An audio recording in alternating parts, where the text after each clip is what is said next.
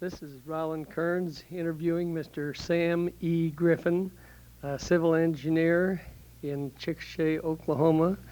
The interview is being held at the Oklahoma College of Liberal Arts on November 27th, 1971. Correction, March 27th, 1971. Mr. Griffin has some vivid memories of his mother and the early days of Chickasha as seen both by him and through the eyes of his mother. Mr. My mother was born in 1869. Ms. J.H. Griffin was a co-organizer with Ms. F.E. Riddle of the Sorosis Club in 1896. This was named the Sorosis Club from the Sorosis Club of New York, which was the first club of its kind in the United States. Through Sorosis Club, the first public library was started, later becoming Carnegie Library. Sorosis Club will celebrate its 75th anniversary this year. Ms. Griffin and Ms. T.H. Williams worked to secure an Episcopal church built of sandstone, which still stands here in Chickasha. Ms. Griffin coached a ministerial show to help raise funds for it, plus visiting business and saloon donations. And rode on the wagon that brought the first stone into town for this construction. Now let's cut it. My father, Mr. J.H. Griffin, now I'm not supposed to be. Yeah. My father, Mr. J.H. Griffin, first came through Oklahoma right after the Katy Railroad was built, and he rode it through Oklahoma and into Texas, where he was active for, say, 10 or 15 years. That was in about 1872, 5 or something around in there. And later, he came to Oklahoma and made the run to Norman.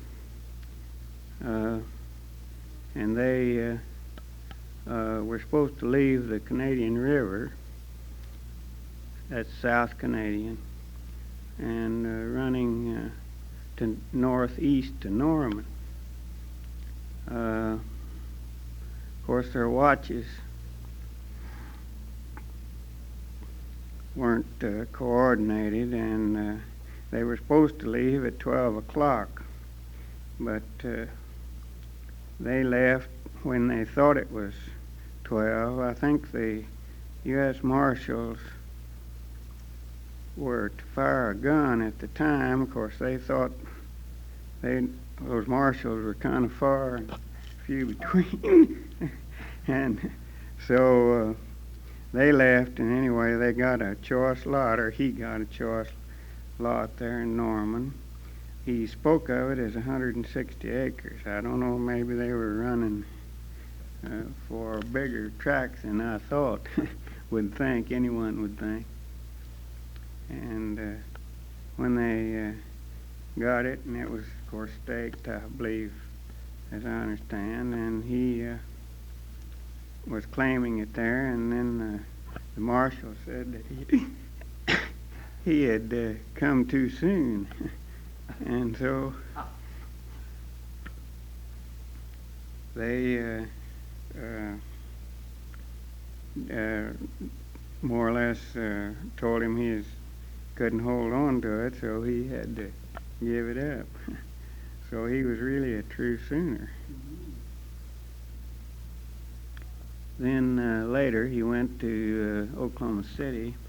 Of course, after the run and visited around the different people that had actually took part in the run. And I think he made other runs. Of course, this is just from what he had to say or what I remember. I think he was at Guthrie later, after these runs, and spoke of the drawing at Lawton. It was a drawing there. They just drew for the lots or parcels of land. And I guess you can cut it. He came to Chickasha in April 1892, which was just a few months after the Rock Island had built in.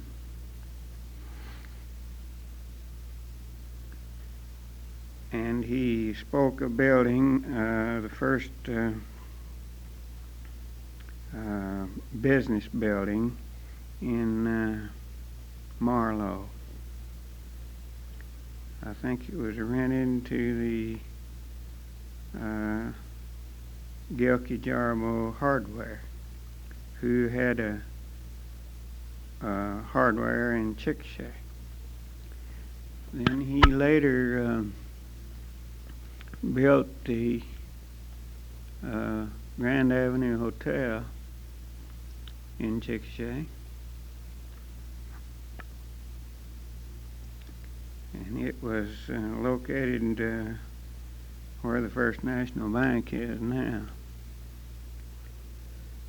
Then he later built the Early Hotel. Of course, I would imagine that hotel was built about 1893, something like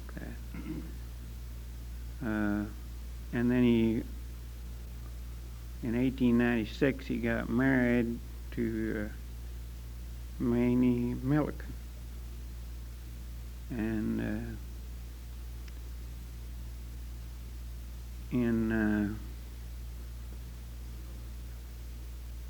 that's when he brought his wife. They stayed at the Grand Avenue Hotel after they were first married. Then he later built the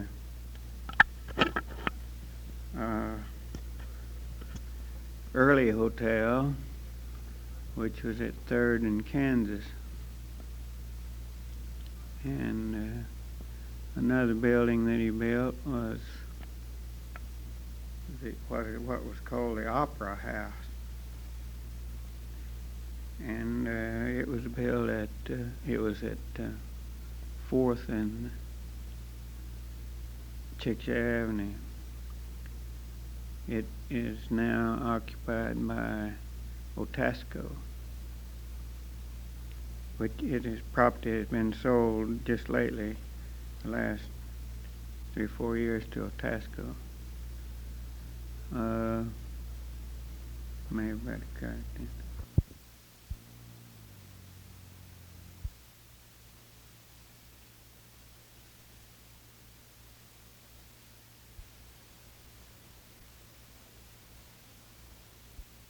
I was born in Chickasha. I was born in Chickasha on October 14th, 1906. At that time it was Chickasha IT, Indian Territory. And the next year my father built the present house that I now live in. It's a pretty big house, 13 rooms, I believe. It's at 14th and Kansas. And of course, I was born in a house that he'd built on 11th Street, 11th and Chickasha Avenue. And I have 2 brothers and 1 sister. two brothers older than myself and a sister younger. We all attended Chickasha High School. And I played football at Chickasha High School in 1923 and 24. And later went to University of Oklahoma and received a civil engineering degree, Bachelor of Science in Civil Engineering. I later spent 10 years working with the Highway Department, Oklahoma Highway Department, and then 7 years with the City of Chickasha, city engineer, and 13 years with the Frisco Railroad. Worked in Alabama, Florida, Mississippi, and then was from Mobile, Alabama. That's where I went to work for them. Was transferred to Fort Smith, Arkansas, and worked in Oklahoma, Arkansas, Missouri, and Texas. And then later moved back to Chickasha when my mother became ill.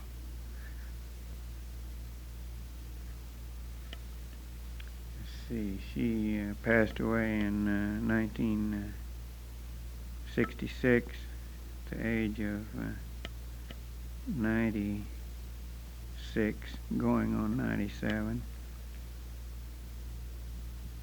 I guess that's it.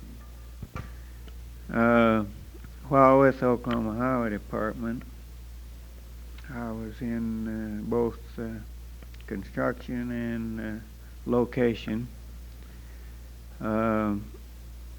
Probably the first construction was North Chickasha, grading and drainage.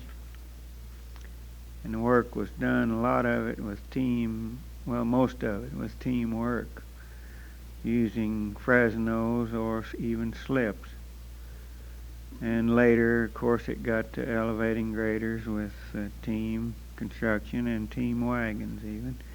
I know of one work we were doing construction on 23 miles of road over between Wayne and Byers, Oklahoma, which was in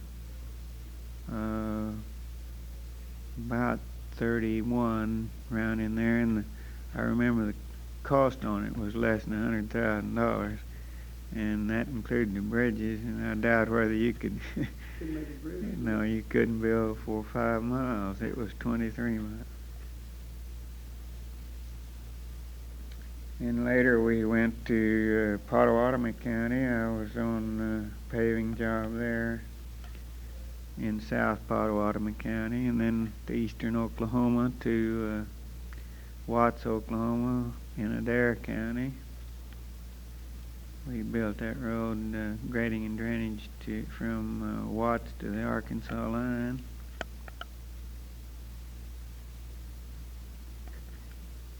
And then I was on a paving job in Muskogee County from near Boynton to Muskogee. That incidentally was a brick paving. Yes, I remember it well. And then I was got in the prison camp, not as a prisoner, but as a engineer handling prisoners to do location. We actually had a party of myself and about 3 prisoners. I think 1 or 2 of them were life-termers. And we made a location in Adair County from Stillwell to east side of Tahlequah, right through the mountains there. It was quite a rock, quite a bit of rock in the job, and it was using well drills. The state forces had used well drills to drill down, and because it was excessive cuts, some as much as 20 feet. And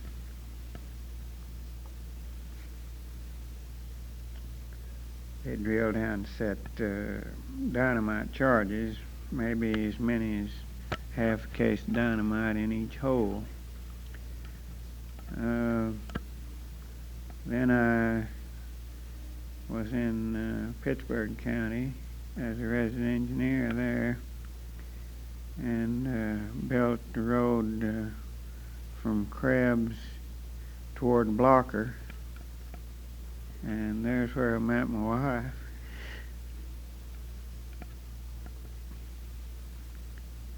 And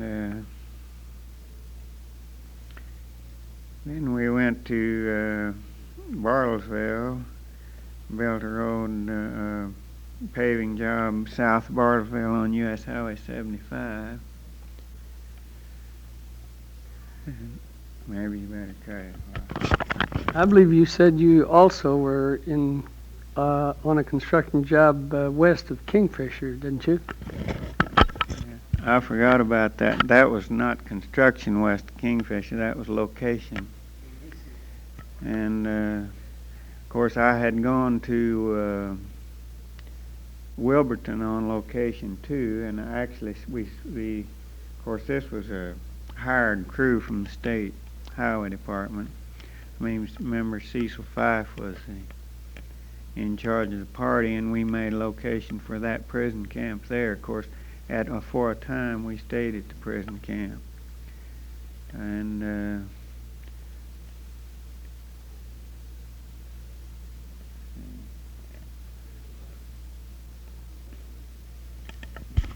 did you have any difficulty with the prison labor? Did they attempt to escape or anything like that? The crew I had at Stillwell, when we were making location, we were actually making a location for State Highway 51 toward Tahlequah, and one of these life termers, I believe he had been in a bank robbery and had killed a fella and was given life.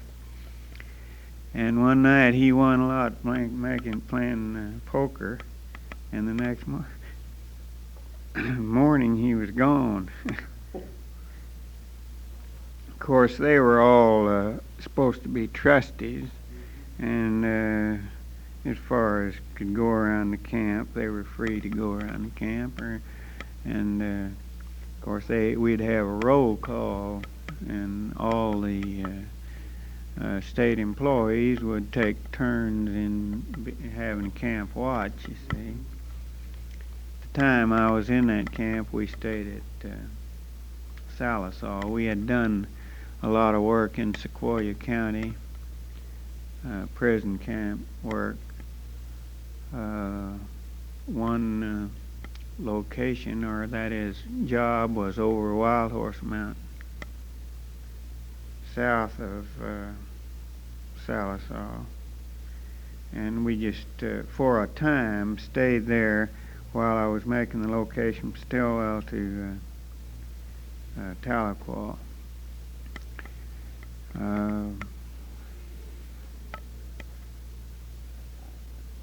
From there, I was transferred back to Grady County and did some there was contract work on paving north of Chickasha and also east of Chickasha.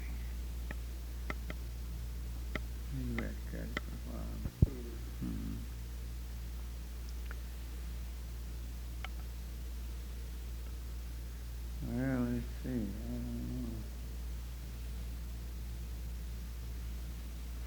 I don't know of anything else, or No, Well, I went with a girl in Stillwell who was 3/8 Cherokee. She said she was a descendant of Sequoia, and also was a good friend of a gentleman named Ross Holt, who was supposed to be kin to John Ross of the Cherokees. He his father had the telephone exchange in Stillwell, and later when I was with the Frisco Railroad at Fort Smith, Arkansas, he had purchased the exchange in Poto and was manager of that exchange. This was in about 1960. You can cut it now. At McAllister in 1934, I had a gentleman to work under me with on highway construction with the highway department, whose father represented Pretty Boy Floyd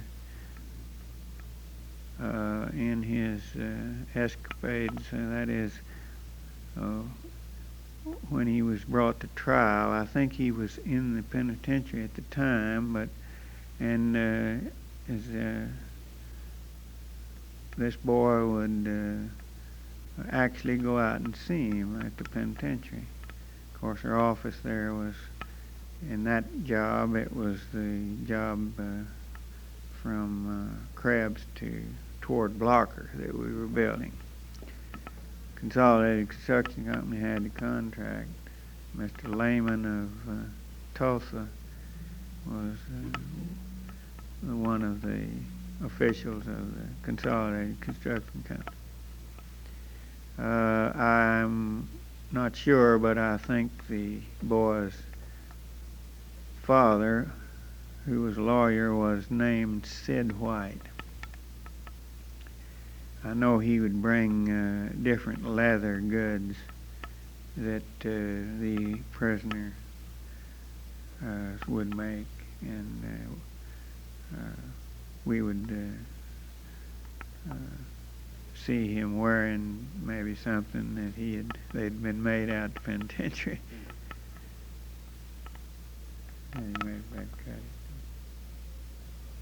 All right. In recent years, I've been associated with, on a contract basis, of running pole lines and engineering service, civil engineering service for the Public Service Company of Oklahoma, out of Chickasha, in this Chickasha district,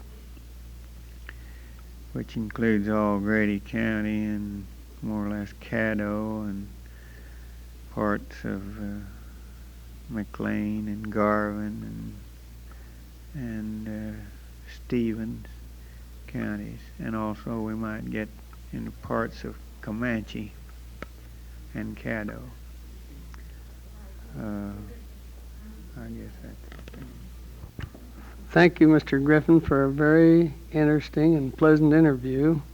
And this concludes the interview on March 27th, 1971.